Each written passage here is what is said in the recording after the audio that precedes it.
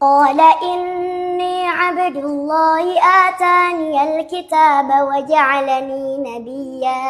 وجعلني مباركا أينما كنت وأوصاني بالصلاة والزكاة ما دمت حيا وبرا بوالدتي ولم يجعلني جبارا شقيا والسلام علي يوم ولدت ويوم أموت ويوم أبعث حيا ذلك عيسى بن مريم قول الحق الذي فيه يمترون ما كان لله أن يتخذ من ولد سبحانه إذا قضى أمرا فإنما يقول له كن فيكون. Bismillah, bienvenue dans Jamais Seul, le podcast des gardiennes du Coran. Aujourd'hui, beaucoup de mamans se posent une question essentielle. Comment protéger nos enfants dans un monde qui change si vite? On leur apprend à réussir à l'école, à obtenir des diplômes, à construire leur avenir. Mais face aux épreuves, aux influences, aux comportements qu'elles rencontrent au quotidien, est-ce que cela suffit vraiment? Et si la vraie protection ne commençait pas ailleurs? Aujourd'hui, nous recevons Inaya, une maman qui a fait un choix profondément différent, un choix guidé par une intention, par une dua et par un rêve. Le rêve que sa fille devienne une gardienne du Coran. À seulement 12 ans, sa fille faisait face à certaines difficultés dans son quotidien à l'école. Et c'est à ce moment-là que cette maman a décidé de revenir à l'essentiel, faire du Coran non pas une option, mais un pilier. Dans cet épisode, elle va nous partager comment cette décision a transformé leur vie, comment le Coran est devenu une source de protection, de guérison et de transformation intérieure, autant pour sa fille que pour elle-même. Parce qu'au fond, notre objectif n'est pas seulement de réussite visible, mais de nourrir des cœurs solides, apaisés et attachés à Allah. Comme Allah nous le rappelle, le Coran est une guérison pour les cœurs. À travers ce témoignage, peut-être que toi aussi, tu trouveras une réponse, une direction ou même le début d'un chemin. Si toi aussi, tu veux découvrir comment le Coran peut transformer une vie et apaiser les cœurs, alors tu es au bon endroit. Assis-toi confortablement et prends des notes. Bienvenue dans Jamais Seul, le podcast des gardiennes du Coran. Avant de commencer le podcast, laisse-moi me présenter. Je suis Marema Ousturk, maman de 3 filles, éducatrice à la vie affective et relationnelle. Et depuis plus de 16 ans, j'accompagne des adolescentes musulmanes et leurs mamans à travers les défis profonds de l'adolescence. Au départ, j'ai créé des espaces pour permettre aux jeunes filles de s'exprimer librement sur leur corps, leurs émotions, leurs relations. Mais au fil des années, leurs témoignages m'ont confrontée à une réalité plus profonde, des cœurs blessés, des repères fragiles et une perte de sens. Alors je me suis formée, j'ai cherché, j'ai accompagné, jusqu'à comprendre une chose essentielle. Lorsqu'on apaise le cœur, on revient naturellement à Allah. C'est de là qu'est né ce podcast, un espace pour transmettre, éveiller et accompagner à la croisée de la psychologie et du Coran. À travers chaque épisode, mon intention est claire, t'aider à renforcer le lien, retrouver une présence intérieure et reconstruire une identité solide, ancrée dans la foi. Parce qu'au fond, nos filles n'ont pas seulement besoin de réponses, elles ont besoin de repères, de paix et de sens. Si ce podcast résonne en toi, je t'invite à le partager autour de toi et à laisser un commentaire pour soutenir cette mission et encourager d'autres mamans à oser ce chemin. Osons réussir ensemble. Assalamu alaikum wa rahmatullahi wa barakatuh. Inaya. Wa alaykoum salam wa rahmatullahi wa barakatuh, Mariama. Je suis ravie d'être parmi tes invités. Machallah, je suis Barakallah, également merci de m'avoir ravie. accueillie. Je suis également ravie parce que, machallah, à chaque fois que j'ai une idée, tu es la première à me suivre. C'est la première à me suivre. Et aujourd'hui, comme je le disais en intro, c'est de venir inspirer et d'aider les mamans qui auraient ce projet Hifd, la mémorisation complète du Coran pour leurs enfants. Et je sais que tu es une des mamans qui a osé inscrire ta fille à notre programme Ose devenir une gardienne du Coran. Et on aimerait justement, à travers ce témoignage, inspire des mamans qui ont ce projet, qui ont ce rêve mais qui n'osent pas en se disant, mais ça va être trop compliqué, comment on va s'organiser, le monde d'aujourd'hui, les adolescents d'aujourd'hui. Alors, pour commencer, est-ce que tu peux te présenter, Inch'Allah? Alors, moi, je suis Ouminaya, j'ai 40 ans, je les ai eu hier. Je suis mère d'une fille, Inaya, elle a eu 13 ans aussi hier. Et du coup, en fait, je suis maman, comme tout le monde, avec ses hauts, ses bas, ses difficultés, comme ses victoires. Et j'ai rejoint le programme gardienne de... J'ai inscrit ma fille au programme gardienne des Coran aussi naturellement que possible, en fait, parce que c'était la suite logique pour moi dans l'éducation de ma fille. Donc, me voilà. Euh, Machallah.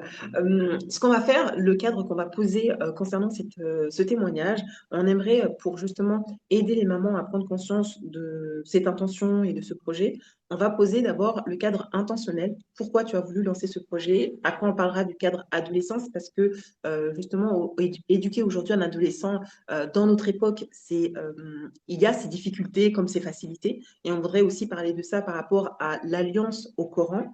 On va parler aussi du cadre organisationnel parce que ce qui nous intéresse le plus, l'organisation, comment on s'organise entre école et Coran, et le cadre transformationnel, qu'est-ce que ça apporte au quotidien d'être avec le Coran au niveau mental et émotionnel dans un monde où la santé mentale se dégrade de plus en plus, surtout pour nos jeunes, et bien sûr un cadre responsabilité et mission pour vraiment inspirer à chacun de prendre ses responsabilités concernant l'éducation de nos enfants.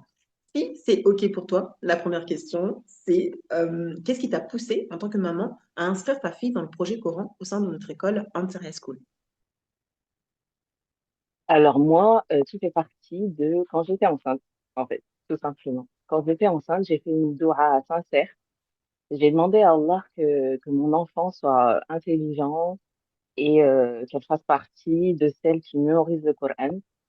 Et aujourd'hui, alhamdulillah, je vois les fruits de cette invocation.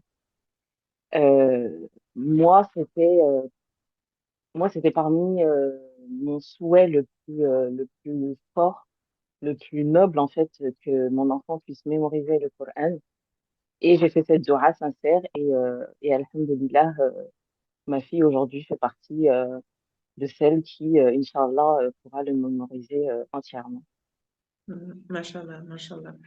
Est-ce que pour toi, justement, tu sais, parce que quand nos enfants ils commencent le Coran, on le commence très tôt, tu vois, on commence très tôt et on voit certains jeunes qui abandonnent le Coran à la période du collège. Justement, est-ce que toi, vu que ta fille elle a 12 ans et qu'elle est au collège, machallah, elle a 13 ans, et elle est rentrée, qu'elle est au collège, elle est en troisième année, je crois, si je Oui, me trompe c'est pas. ça. Oui, Elle est en troisième. troisième. Euh, Est-ce que c'est un choix qui est difficile de choisir le Coran à un âge où justement où on voit beaucoup qui abandonnent? En fait, moi, je dirais que préparer l'enfant à l'éducation religieuse tôt, ça n'a pas un frein, en fait, sur la suite de son évolution. En fait, moi, je préfère viser haut pour le delà plutôt que viser haut seulement pour ce bas monde. Si on peut rêver grand pour les diplômes, pourquoi ne pas rêver grand pour le Coran, en fait? Du coup, en fait, moi, depuis que ma fille, elle est petite, euh, ben, j'ai essayé de mettre dans son petit cœur dès petit, et ben, le Coran. Et subhanallah, tu sais, ce qui a fait que j'ai mis le Coran dans le cœur de ma fille, c'est le dessin animé La Reine des Neiges. La Reine des Neiges est sortie, ma fille avait 2 ou 3 ans. Et en fait, tu as vu le générique libéré, nanana, tout ça. Et ben, en le regardant une fois, elle l'a apprise par cœur. On est sorti du cinéma et elle la chantonnait encore et encore. J'ai dit, oh, subhanallah, tu l'as vu qu'une fois. Et ce soir-là, en fait, j'ai eu un déclic. J'ai dit, si elle peut mémoriser un générique d'un dessin animé, pourquoi pas le Coran, en fait? Et du coup, en fait, c'est commencé comme ça. Tous les soirs avant de dormir, je faisais aya par aya, doucement, tout en étant ludique. En fait, je disais, allez, on se pose. et on va apprendre une nouvelle sourate. Et on était là, Bismillahirrahmanirrahim, tout en étant dans la joie et la bonne humeur et tout ça. Et c'est comme ça que Juz Amma est rentré à l'âge de 5 ans. Et, euh, et voilà. Machallah, machallah. Euh, Cela, par rapport au dessin animé, me vient au cadre de l'adolescence et à l'époque actuelle dans laquelle on vit. Justement, à l'adolescence, tu vois, nos filles sont exposées à beaucoup de bruit. Quand je parle de bruit, je parle tu vois, de la musique, de la télé, des réseaux. Et est-ce que c'était une inquiétude pour toi par rapport à ce bruit-là concernant l'éducation de ta fille et concernant justement ce projet Coran? Oui, bien sûr, parce que moi, je crois profondément que enfin, que l'on met dans le cœur de nos enfants aujourd'hui devient une lumière pour eux demain. Donc, moi, c'était tout naturellement le Coran, forcément. On veut que nos enfants réussissent, mais on, on voit pas, en fait, avec tout ce qu'on nous expose et tout ça, on prend pas le temps de prioriser la religion, le Coran, Allah. Du coup, bah, moi, tout naturellement, en fait, je me suis dit, il faut qu'en fait, dans le cœur de ma fille, il y ait la parole d'Allah. Et pour moi, la parole d'Allah, c'est un refuge. Donc, surtout en plus avec le monde et tout le bruit qu'il y a autour, j'ai voulu en fait instaurer ce refuge intérieur à ma fille pour que justement, avec tout ce qui se passe à l'extérieur, elle se sente en sécurité avec la parole d'Allah. Justement, par rapport à ce que tu viens de dire, à cette sécurité intérieure, est-ce que tu vois le projet Coran comme une protection face aux fragilités actuelles? Est-ce qu'en fait, tu as vu une transformation de ta fille concernant son comportement, concernant ses relations, concernant la comparaison, tu vois, parce que quand on rentre au collège, il y a beaucoup le regard de l'autre qui se pose sur nous, notre corps qui a changé, etc. Et aujourd'hui, avec les réseaux, à l'école, au collège, etc., beaucoup de jeunes se comparent. Et il y a une augmentation, tu vois, de l'anxiété, de perte de repères. Est-ce que tu vois ta fille avec le projet Coran, euh, est-ce que ça a changé son quotidien? Oui, ah oui, ça a complètement changé. Déjà, moi déjà, ça m'a aidé à me reconstruire intérieurement en tant que maman. Et je voulais que ma fille ait cette force en elle avant d'avoir à affronter les épreuves. C'est pour ça que pour moi, c'était important. Et ma fille a subi de l'harcèlement scolaire, des moqueries, de l'isolement, du fait qu'en fait, elle soit plus jeune que ses camarades de classe. Il y a eu un gros décalage au niveau social. Du coup, en fait, souvent, elle rentrait à la maison en pleurs. Pourquoi maman, on m'aime pas? Qu'est-ce que j'ai fait? Je me sens seule. Euh, Pourquoi on m'aime pas en fait. Et beaucoup de fois, elle s'est comparée à d'autres avec qui elle était plus populaire ou elle était comme ci, comme ça. Et en fait, déjà, le fait de dire à un enfant que tu n'es pas seul, on est là, on est là, nous parents, mais par-dessus tout, Allah, il est là en fait. Allah, il est là pour toi. Il est pour toi, il te protège. Pourquoi on a toutes ces doigts autour de nous? C'est parce que Allah nous protège. Du coup, moi, aujourd'hui, je vois que ma fille, elle a gagné en confiance par la grâce d'Allah. Elle s'impose. Elle sait qui elle est, ce qu'elle veut et ce qu'elle veut devenir. Et aujourd'hui, oui, il y a une réelle transformation. Elle s'est libérée de cette frustration, du fait de cette différence. En fait, elle en a fait une force et non une faiblesse. Aujourd'hui, elle sait qu'elle est plus petite. Elle sait que voilà, elle a des capacités, mais c'est pas pour autant qu'elle va se rabaisser pour être au même niveau des autres et se dire que bah, pour pouvoir avoir des amis, bah, je vais faire semblant d'être comme ci ou comme ça pour leur plaire. Non. Aujourd'hui, en fait, elle a pris conscience qu'il faut plaire à Allah, c'est notre mission, c'est de l'adorer. Et le fait d'avoir sa parole au quotidien, et ben ça l'a complètement transformée, machallah. Hmm. Aujourd'hui, pour aller à l'école, par exemple, et ben elle va avoir son casque.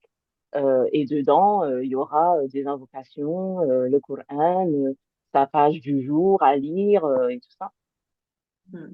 Machallah, tout à l'heure, tu as dit, elle s'impose, elle ne s'impose pas, elle s'affirme davantage, machallah. Et on le voit depuis ces 2 ans, machallah, que c'est vrai que elle se, elle devient ce magnifique papillon qui ose prendre son envol et ça fait plaisir à voir surtout les différentes agressions qu'elle a pu subir, comme tu as dit, quand on est la plus jeune de sa classe et que on peut se sentir en retrait. Le rejet, c'est une douleur très très dure, surtout à cet âge-là où on est en pleine construction.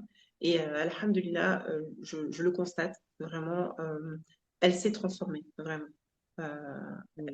Elle devient une magnifique jeune femme, fière de son identité et fière de qui elle devient. Alors, franchement, tu peux en être fière de ton invocation.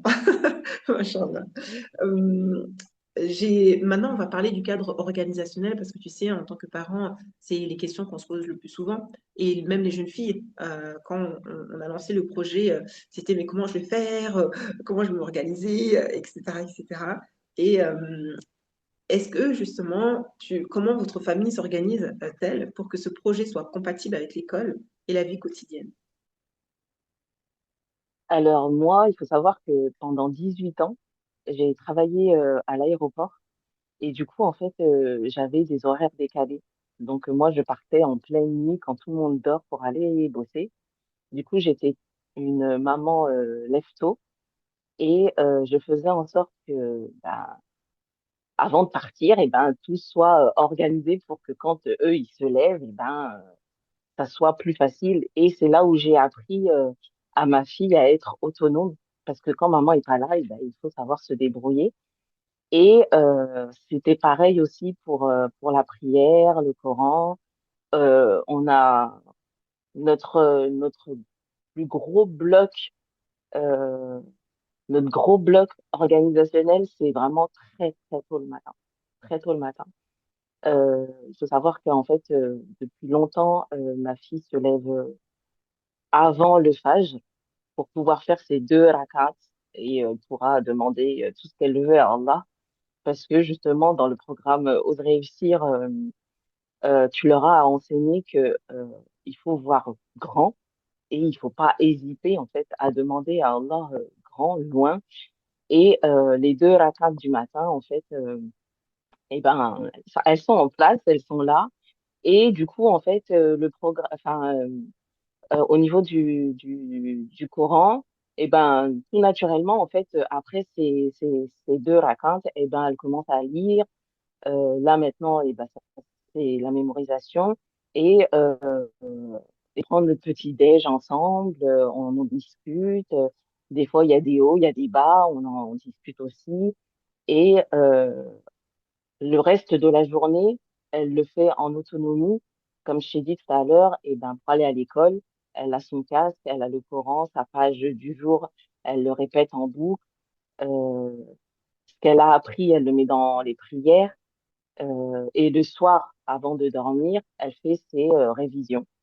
En fait, tout est une question d'organisation, de trouver le moment où il y a un blanc et se dire, ah bah tiens, à ce moment-là, je peux caler une page, une demi-page, une révision ou juste une lecture.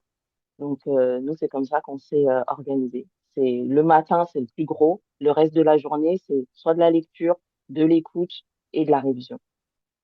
D'accord, Machallah.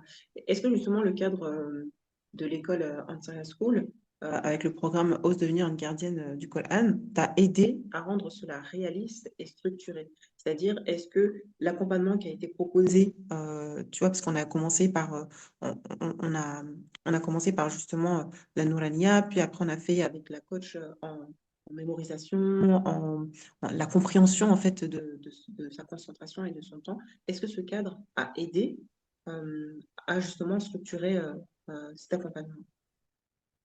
Oui. Bah, après, déjà, il y avait les outils du programme Ose réussir qui ont servi. Et le fait d'y aller doucement, à leur rythme, et que les filles, en fait, elles soient pas balancées comme ça dans la nature. Il y a un cadre qui fait qu'en fait, elles ont pris leur repère. elles ont choisi aussi ce qu'elles pouvaient faire et c'est aussi selon leur capacité à elles, on leur a fait confiance et du coup, ben, chacune, en fait, a pu trouver ben, ce qu'elle pouvait faire, ce qu'elle pouvait pas faire, à quel moment et à leur rythme. Et c'est ce qui fait qu'en fait, le programme, il est intéressant parce que les filles, elles sont pas abandonnées, elles sont pas lâchées comme ça. Bon, ben, t'apprends une page par jour, point. Il y a ce suivi, euh, je sais pas si on pourrait dire psychologique, vu que en fait on leur demande est-ce que ça va, comment vous vous sentez, est-ce que s'il y a des hauts, des bas, comment vous gérez. Euh, si il y a aussi cette partie où tu vois quand elles étaient en coaching avec Raihana sur on travaille la partie du cerveau. Donc tu vois elles ont des outils aussi pour justement à les aider à mieux se préparer pour la mémorisation. Donc oui, moi, ça m'a beaucoup aidé parce que il y a des choses que moi je ne sais pas dans le cerveau. J'ai pas appris. Du coup, bah forcément, quand une professionnelle va exposer ses outils à nos filles pour leur dire, bah écoutez, cette partie du cerveau, elle est comme ça, elle se travaille comme ça.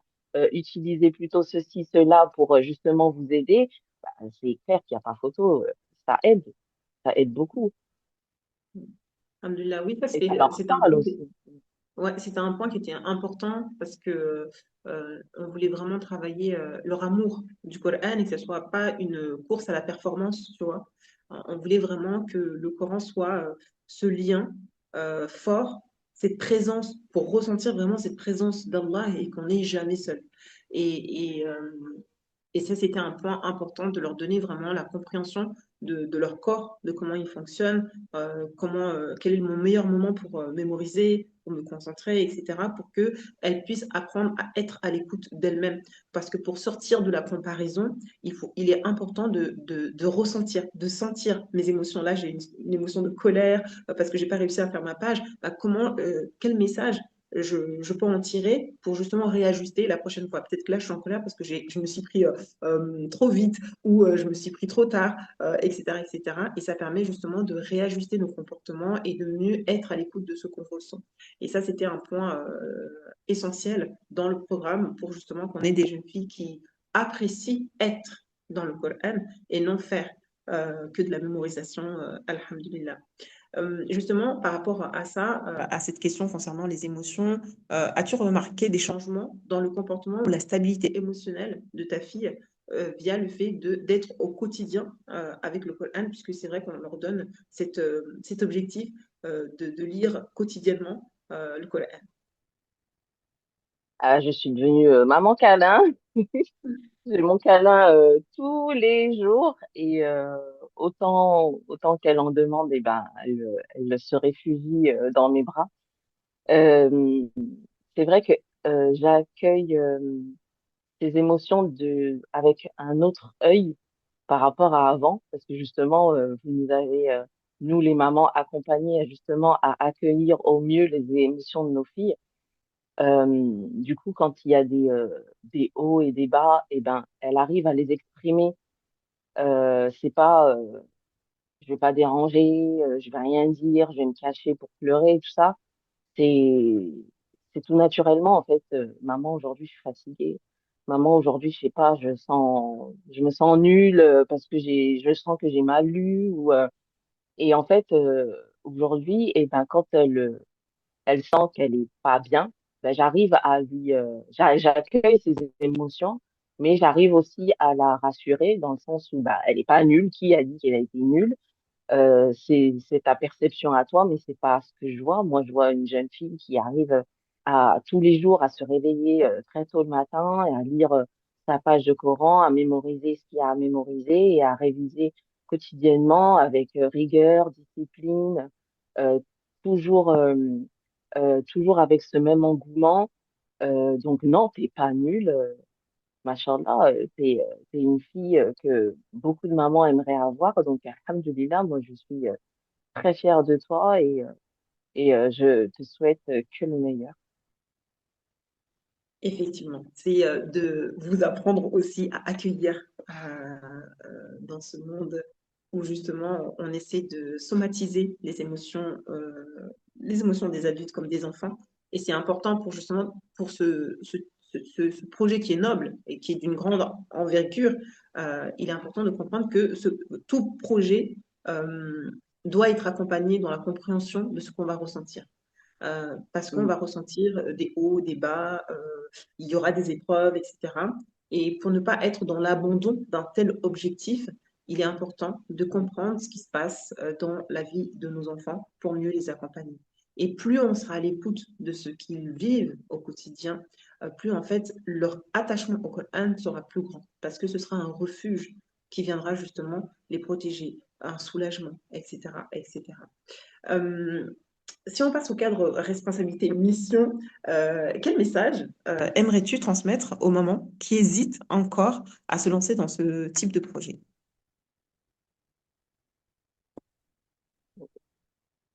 Alors moi, je voulais juste préciser que si j'ai inscrite ma fille à ce programme, c'est pas pour qu'elle ait un titre ou un statut.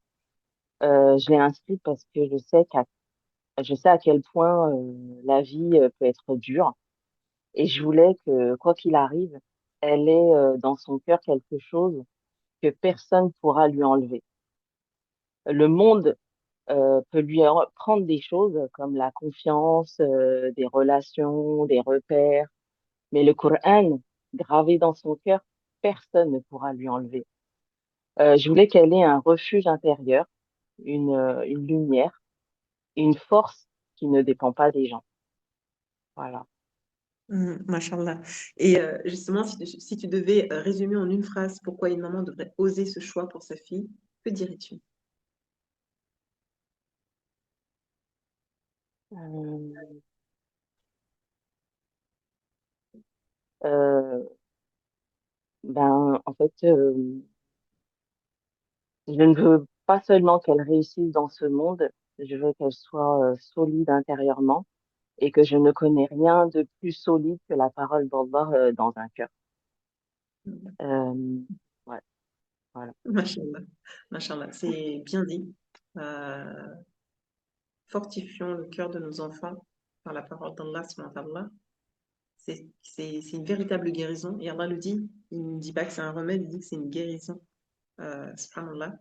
Euh, Est-ce que tu veux rajouter quelque chose? On a fini notre entretien. Est-ce que tu voudrais passer un message ou nous, nous partager ce que ça a changé pour toi et pour ta fille? Euh, alors moi, ça a changé beaucoup de choses dans ma vie euh, parce que comme je t'ai dit, je la pousse pas vers un statut ou un titre, je l'accompagne vers une lumière et, euh, et cette lumière, en fait, elle illumine notre foyer au quotidien. Subhanallah, je vois la baraka qu'il y a dans notre foyer, autour de moi, dans ma maison. J'ai été licenciée il y a pas si longtemps que ça et pourtant je suis partie. Allah m'a invitée à la Mecque il y a quelques mois, alhamdoulilah, et pourtant voilà quoi, j'ai perdu mon travail et moi je vois tout ça, je me dis que en fait c'est que la parole d'Allah en fait c'est que Allah qui fait tout ça. Donc oui effectivement moi ça a changé beaucoup de choses dans ma vie personnellement, intimement, professionnellement aussi. Je vise d'autres perspectives et surtout alignées avec nos valeurs. Donc, en fait, quand on priorise la religion, Allah, il nous ouvre tellement de belles portes. Subhanallah, c'est juste magnifique. Voilà, Je te rejoins tellement dans ça. On nous a tellement habitués à nous dire que c'est nous, grâce à notre salaire, grâce à nos études. Mais ce là c'est ça. on, on prend conscience qu'en fait, tu sais, quand tu perds tout et qu'en fait, en fait, tu te dis que tu perds tout, mais en fait, tu n'as rien perdu, t'as tout T'as gagné, en rien fait. perdu. Parce que finalement, Grave, dans cette soi-disant perte, tu as découvert qu'il y avait quelqu'un de plus grand que toi, qu'il y avait quelque chose de plus fort, un soutien plus grand. Et c'est là que tu découvres la véritable liberté. le véritable pouvoir, en fait, subhanallah. Et c'est juste quand il y a Allah dans nos vies, il n'y a que de la lumière. Il peut y avoir que de la lumière. Ah, Alhamdulillah, alhamdulillah. Alhamdulillah pour cet échange. Si vous avez écouté jusqu'ici, ce n'est peut-être pas par un hasard. Peut-être qu'Allah vous interpelle. Peut-être que vous ressentez cette question intérieure. Et moi, qu'est-ce que je fais pour l'amana qui m'a été confiée? Le projet Coran n'est pas une garantie de perfection, mais c'est un cadre, un ancrage, une protection. À une époque où la santé mentale de nos jeunes se fragilise, où l'anxiété augmente, où l'identité se dilue, le Coran n'est pas seulement une solution spirituelle, c'est une stabilité mentale, c'est une discipline, c'est une structure, c'est une vision. Nous ne maîtrisons pas l'avenir de nos enfants, mais nous maîtrisons les décisions que nous prenons aujourd'hui. Alors si votre cœur a été touché, ne laissez pas cette émotion disparaître après cet épisode. Transformez-la en décision, en invocation, en action. Vous demanderez à Allah, Ya Allah, fais de ma maison une maison vivante par le Coran, fais de mon enfant une porteuse et une gardienne de ta parole. Qu'Allah nous aide à être à la hauteur de cette amana. Amin, amin. Avant de nous quitter, prenons un instant pour revenir sur ce que nous venons d'entendre. Le témoignage d'Inaya nous rappelle une chose essentielle. Derrière chaque épreuve, il peut y avoir un chemin de transformation. Les difficultés que sa fille a pu rencontrer au collège, les défis du quotidien, n'étaient pas une fin en soi, mais peut-être le début d'un retour vers quelque chose de plus profond, le Coran. Ce récit nous parle de résilience, pas seulement la capacité à tenir, mais la capacité à se relever avec un sens, une direction, une lumière. Et cette lumière, c'est le Coran. Alors aujourd'hui, on peut se poser une question en toute sincérité. Face aux épreuves que vivent nos enfants, comment choisissons-nous de les accompagner? Est-ce que nous cherchons uniquement des solutions extérieures ou est-ce que nous revenons à cette source qui apaise, qui guide et qui élève? Si cet épisode t'a touché, s'il a résonné en toi, n'hésite pas à laisser un commentaire.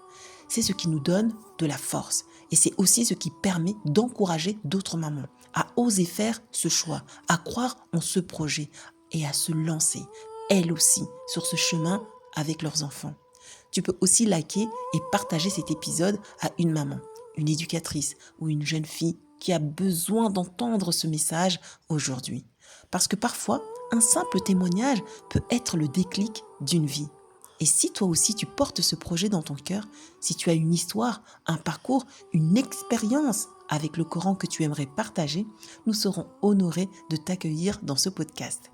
Parce que chaque voix compte et chaque histoire peut éclairer un autre cœur. Et rappelle-toi, sur ce chemin, il y aura des défis, mais il y aura toujours une lumière pour te guider. Et sur ce chemin, tu n'es jamais seul. À très bientôt dans Jamais seul, le podcast des gardiennes du Coran.